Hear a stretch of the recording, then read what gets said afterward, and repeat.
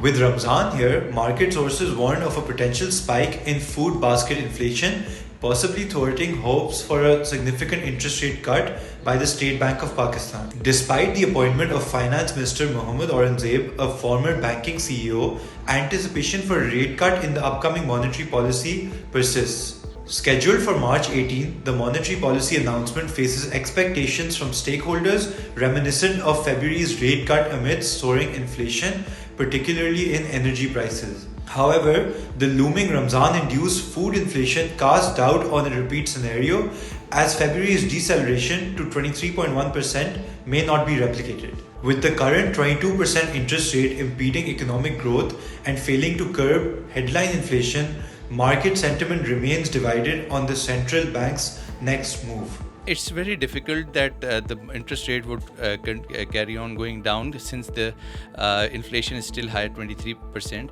Earlier inflation was 28%, but the government through its action was able to reduce the inflation to 23%, but still the real interest rate is negative 1%. So going forward, we are expecting the interest rate to remain same, but we are seeing the fall in bond yields, which is an indication that the government is keen to reduce the interest rates when the inflation keeps into control. But at the same time, because of the month of Ramazan, the food prices are on the higher side, and because of that, the inflation would remain high, and it is very difficult for the government to take decision, especially with the example of Egypt and other neighboring countries, to reduce the interest rate just for the sake of reduction and prosperity of the country. But at the same time, to raise the economic growth rate, the only proposition is to reduce the interest rates, and for that purpose, government has to take IMF into confidence.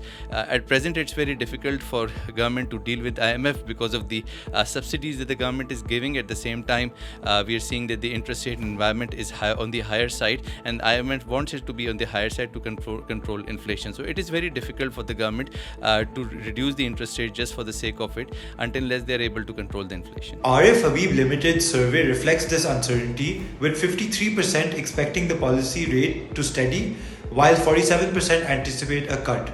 Among those predicting a cut, opinions vary, ranging from a modest decrease to a substantial 200 basis points reduction. Amidst this divergence, some speculate the Monetary Policy Committee may maintain the status quo, especially amidst ongoing IMF negotiations urging a tight monetary policy stance. The decision, driven by a data-driven approach, will factor in both headline and core inflation trajectories, possibly resulting in positive real interest rates on a forward-looking basis. As Pakistan navigates economic challenges, the monetary policy announcement looms pivotal in shaping its financial landscape.